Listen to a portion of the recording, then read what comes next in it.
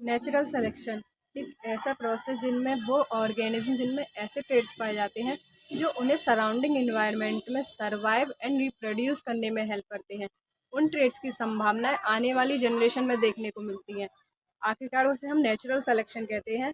अब हम एग्जाम्पल के बेसिस पे समझते हैं कि नेचुरल सिलेक्शन काम कैसे करता है। इसका एक फेमस एग्जाम्पल है इंडस्ट्रियल मेलोनिज्म, जहाँ दो प्रकार के इन्वायरमेंट है, pre industrialization and post industrialization. Pre industrialization यानी इंडस्ट्रियलाइजेशन से पहले का समय, जहाँ का इन्वायरमेंट काफ़ी पॉल्यूशन फ्री हुआ करता था। पॉल्यूशन फ्री इन्वायरमेंट होने की वजह से वहाँ के ट्रीज के ट्रंक्स पर लाइकेन ग्रो हुआ करते थे।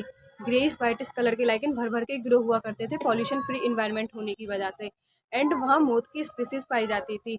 एंड एक्चुअली स्पीसीज तो एक है विस्टर्न वेटुलेरिया, लेकिन उसकी वेराइटी दो प्रकार की है, एक है टिपिका एंड एक है कार्बोनिफेरा।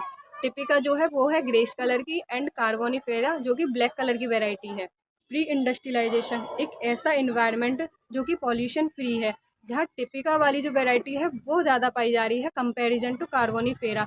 ऐसा क्यों है? ऐसा इसलिए है क्योंकि जो लाइकेन की वजह से जो ट्री का ट्रंक है ना वो ग्रेश कलर का है, तो उसका बैकग्राउंड जो है वो ग्रेश कलर का है।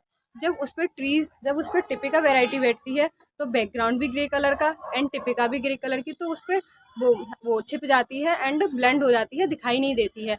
यदि उसी ट्री पे अगर कार्बोनिफेरा आकर बैठता है तो बैकग्राउंड तो ग्रेश कलर का है लेकिन कार्बोनिफेरा तो ब्लैक कलर का है, वो तो उसमें कॉन्ट्रास्ट हो रहा है, हाईलाइट हो रहा है। तो इस वजह से उसका प्रीडेशन होता था, प्रीडेशन की वजह से उसकी आबादी कम थी कार्बोनिफेरा की एंड टिपिका की वैरायटी ज़्यादा थी।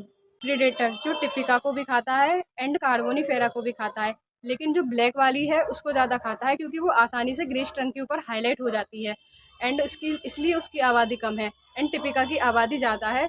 टिपिका का ग्रेश कलर होना उसका यूनिक करेक्टर है जो कि उसको उस इन्वायरमेंट के हिसाब से उसे सपोर्ट कर रहा है। पोस्ट इंडस्ट्रियलाइजेशन यानी इंडस्ट्री के बाद का समय, जहाँ पे पॉल्यूशन लेवल काफ़ी बढ़ चुका है। पॉल्यूशन लेवल बढ़ने की वजह से जो ट्रीज़ के ट्रंक्स पे लाइकेन ग्रो हुआ करते थे वो अब ग्रो नहीं कर रहे हैं। वहाँ ब्लैक शूट जमा हो गया, यानी कि जो पॉल्यूशन का काला धुआं होता है वो अब जमा हो चुका है।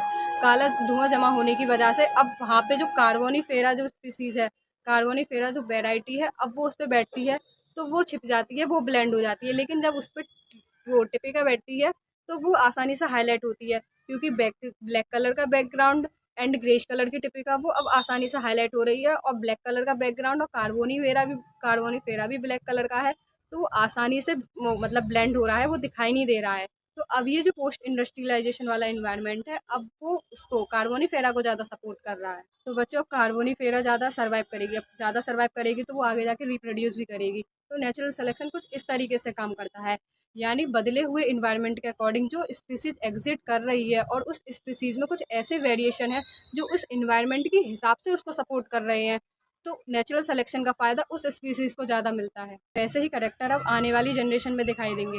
नेचुरल सिलेक्शन थ्योरी को तो मैंने समझा दिया, अब इस थ्योरी को प्रपोज किसने किया था अब आप मुझे ये कमेंट सेक्शन में बताएंगे। ऐसे ही इन्फॉर्मेटिव वीडियोज़ के लिए stay in to Biology Net पर।